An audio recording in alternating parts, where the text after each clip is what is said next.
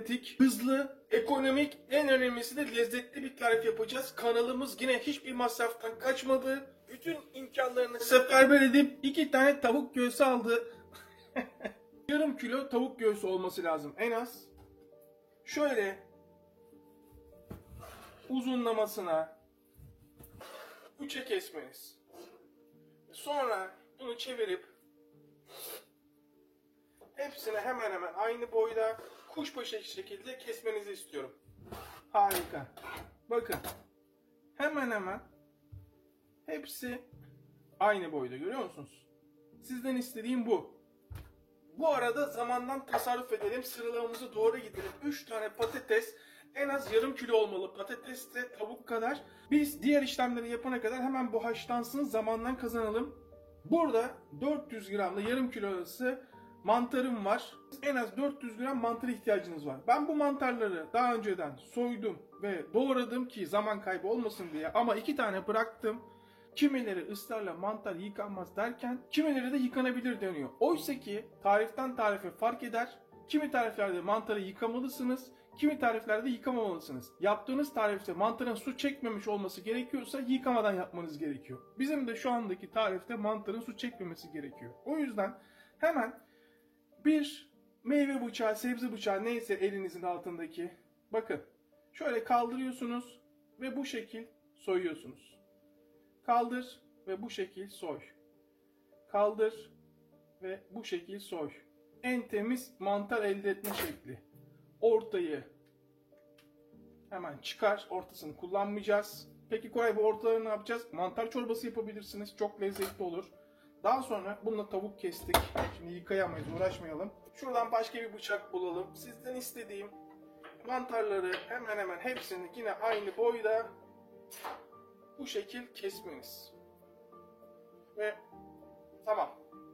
Hemen bir soğan. Bu arada elimde mürekkepler var. Kimileri sorabilir, ya bu ne elindeki mavi diye.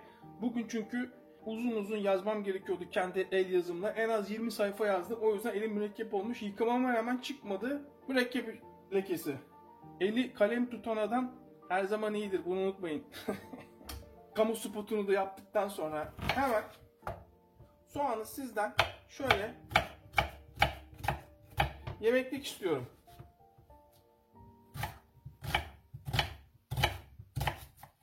Evet, dibini de. Al kardeşim soğanları böyle. Hemen al, hemen. Soğanlar da hazır. Gayet hızlıyız. Moralimiz yerinde. Keyfimiz yerinde. Gerçi bazı şeyler canımızı sıkıyor. Sıkmadı değil bugün. Kimi iyi desek 2 gün yaşamıyor. Ama olsun, devam. Ve son olarak bu tezgahta son olarak şöyle bir bardağın yarısı kadar 100 ml süt. Evet. Şimdi burada bir karar vermeniz gerekiyor. İsterseniz bu tarifi böyle çelik tavayla yapabilirsiniz. Çok lezzetli olur. İster teflon tavayla yapabilirsiniz ya da isterseniz benim gibi döküm tava kullanırsanız tek kapta bütün işi bitirebilirsiniz ve bütün lezzet aynı kapta kalır. Şimdi ben döküm tava kullanacağım. Söylediğim gibi biraz sıvı yağ. Çok az. Şöyle 1,5 yemek kaşığı, 2 yemek kaşığı gibi düşünün. Al bir tavuk parçası. Eğer döküm tavaysa bunu kesin yap.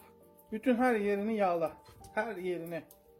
Tavukları at. Alabildiği kadar. Bakalım ne kadar alacak döküm tavamız. Evet, hepsini aldı. Bakın tavam küçük olmasına rağmen ne kadar işlevi büyük bir tava. 2 tane büyük tavuk göğsünü aldı. Yarım kilodan fazla. Hemen bu ocağa altın rengi olana kadar kavurmaya devam. Bu işlem 5-10 dakika arası sürecek muhakkak. Böyle altın rengi olmasını istiyorum hepsinin. Şimdi bakın yer yer sararmalar var, görüyor musunuz? Bu arada bir kahve yapalım. Köle değiliz, her zaman söylüyorum. Vuracağız, kıracağız, dökeceğiz. Burası mutfak, bütün stresimizi atacağız. Altın rengi almaya başlayınca tavuğumuz, çok da pişirmemek lazım. Bu da önemli. Şundan bir yudum alalım. Hemen tavukları şöyle alıyoruz. Şunları görüyor musunuz? Şunlara bakın nasıl çıkıyor. Bunlar lezzet bombası. Bunlar kalacak. 1-2 yemek kaşığı zeytinyağı ve mantarlar. müthiş bir yemek yapıyoruz. Müthiş. Yapanlar parmaklarını yiyecek. Üstüne hemen soğanlar. Hemen. Yine 10-15 dakika kavuracağız. Döküm tava ise tavamızın altını kısıyoruz. Çelik tava ise ve teflon tava ise orta ateş. Ya Koray, tavalara göre bu ısılar fark eder mi? Ediyor tabii. Bak görüyor musunuz? En ufak yapışma yok. Tavanın altını görüyorsunuz. Bütün lezzet mantarlara geçti. İsteyen burada yarım yemek kaşığı tereyağı. Tereyağı hiç karıştırmadan bu şekilde bırakıyorum. 5 dakika kavurduk. 5 dakikada zaten kısık ateşteyiz. Bu şekil tereyağını içine çekecek. Bak tereyağı yavaş yavaş eriyerek bütün mantarlara, soğana nüfuz ediyor. Farkında mısınız? Nasıl doğru pişiriyoruz? Siz zaten çok güzel yemek yapıyorsunuz. Ama şu taktikleri kaçırmayın lütfen. Restoranda niye bu kadar lezzetli oluyor? Ufak bir tüyo size. 10. dakikada şöyle bir karıştırıyorum. Tavuğun lezzetini almış. Burada 1 yemek kaşığı un. 1,5 çay kaşığı tuz. 1 çay kaşığı karabiber. Koray, karabiber 1 çay kaşığı fazla değil mi? Kesinlikle değil. İhtiyacımız var. Hemen şöyle bir karıştır. Hani klasik laf var ya, unun kokusunu çıkart. Şöyle bir tavaya yay. 100 ml sütümüz vardı. Yarım su bardağı. Tavukları ekle. Harika. Şöyle bir karıştır. Şöyle bir kaşık kullanacağım. Yoksa kolay karıştırılmıyor. Evet. Şunun rengini görüyor musunuz? Şöyle yayın. Bakın bu su halinde ya. Bunun bir 5 dakika pişirmenizi istiyorum. Sütün kremamsı yapıya gelip kalınlaşmasını istiyorum. Görüyor musunuz kıvamı? Artık sütün böyle katı halde süt. Şöyle bir tadına bakalım. Şov. Yarım kilo patates haşlamıştık. Şöyle yarım çizgi atmıştık yuvarlak haşlamadan önce. Bakın ne kadar kolay soyuluyor, farkında mısınız? Çek. Bitti. Bu kadar. Döküm tavada yapanlar böyle devam edebilir ama teflon tava veyahut da çelik tava kullananlar fırın tepsisini alacak, ondan sonra devam edecek. Ama biz döküm tavamızı fırın tepsisi olarak kullanacağız. Buraya kadar anlaştık değil mi? Hemen. Bak burada bitiriyorum işi, dikkat edin. Devam. Bak ne kadar çok rendeliyorum. Dikkat edin. Hemen bütün her yerini kapattım. Kaşar peyniriyle, görüyor musunuz? Şöyle iyice yayın. Müthiş. Patatesler. Vay, patatesleri de mi rendeleyeceğim? Evet, patatesleri de rendeliyoruz. Patatesleri şöyle bir yay. Şu yanları içeri doğru ver. Kaşığınızın tersiyle içeri doğru verin yanları. 3. patates. Şimdi burada görüntü amaçlı yapıyoruz bunu. Yoksa patates yeterliydi. İşte bu.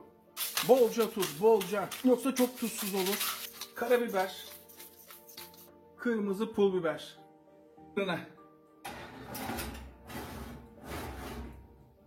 Altlı üstü fanlı 180 derece, sadece yarım saat.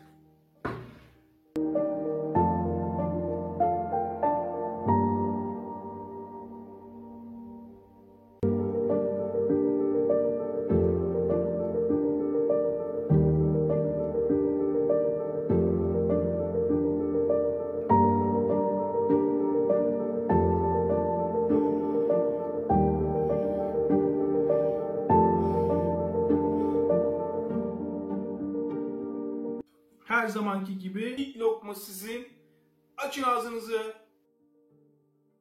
WhatsApp gruplarında paylaşır, yorumlarda en ufak bir nokta bile koyarsan videolarımız öne çıkar. En azından belki şu YouTube algoritmasını kırarız. Şuna bak. Ya mantarın tadını size nasıl anlatabilirim ki? Nasıl anlatabilirim? Böyle bir şey olamaz ya. Vicdansız, sana söylüyorum sana. İzleyip abone olmuyorsun. Vicdansızlık yapma. Hemen şuradaki abone tuşuna bas ki bundan sonra takvimimizi hep böyle yapalım. Herkese afiyet olsun.